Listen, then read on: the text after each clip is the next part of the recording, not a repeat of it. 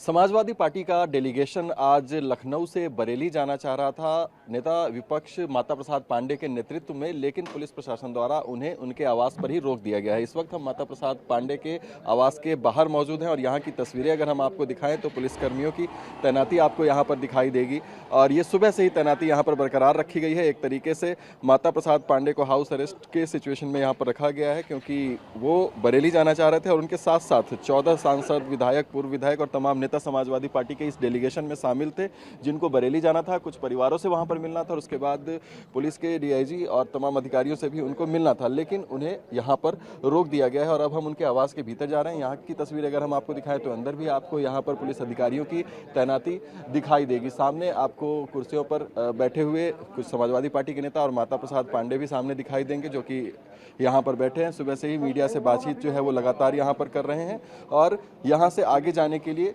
पहले ही प्रशासन ने नोटिस दिया और आज इन्हें यहीं पर रोक दिया गया है। कोशिश करते हैं उनसे बातचीत करने की। सर, आज आप लोग 14 सदस्यों के साथ जाने वाले थे लेकिन आपको रोक दिया गया, क्या कहा गया प्रशासन की तरफ से? देखिए, प्रशासन से जो नोटिस मिली है उसमें उन्होंने कहा सेक्शन 163 के अंतर्गत निषेधाज्ञा जारी कर दी है और निषेधाज्ञा में उन्होंने कहा है कोई बाहरी व्यक्ति किसी जिले का यहाँ ना आवे, तो उसी के आधार पर मुझे रोका गया। दरअसल वहाँ हम जा रहे थे, जो 26 तारीख घटना हुई थी, पत्रक देते समय मारपीट हुआ लोगों को, उसके बाद भी अभी मारपीट करके लोगों को गिरफ्तार किया जा रहा है, निर्दोष लोगों पर मुकदमा लिखा जा रहा है, उनको जेल भेजा जा रहा है।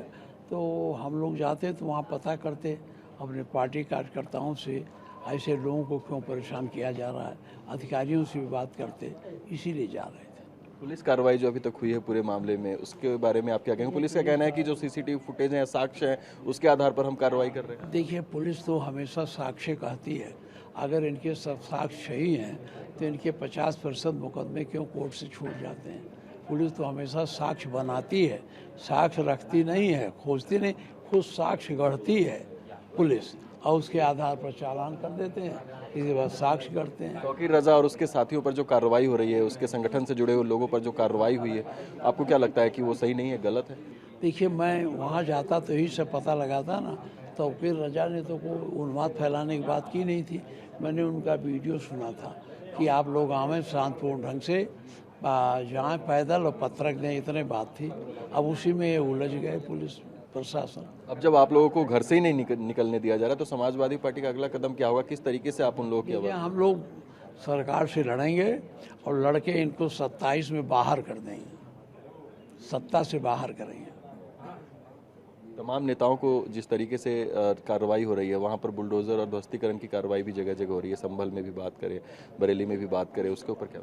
देखिए, बुलडोजर राजनीति के खिलाफ हम लोग लड़ रहे हैं और जनता से अनुरोध है कि 27 में इस बुलडोजर राजनीति को ख़त्म कर दो। धन्यवाद हमसे बात करने के लिए। तो माता प्रसाद पांडे स्पष्ट कह रहे हैं कि जिस तरीके से बरेली में कार्रवाई चल रही है वो गलत है और उसी को देखने के लिए, लोगों से मिलने के लिए, उनका दर्द समझने के लिए यहाँ से बरेली जाना चाहते थे, लेकिन प्रशासन द्वारा उन्हें रोक दिया गया है और भारी पुलिस बल की तैनाती उनके आवास के बाहर और समाजवादी पार्टी के अन्य नेताओं के आवास के बाहर भी कर दी गई है। TV9 भारतवर्ष के लिए सुभाष भट्ट के साथ लखनऊ से मैं अभिजीत ठाकुर।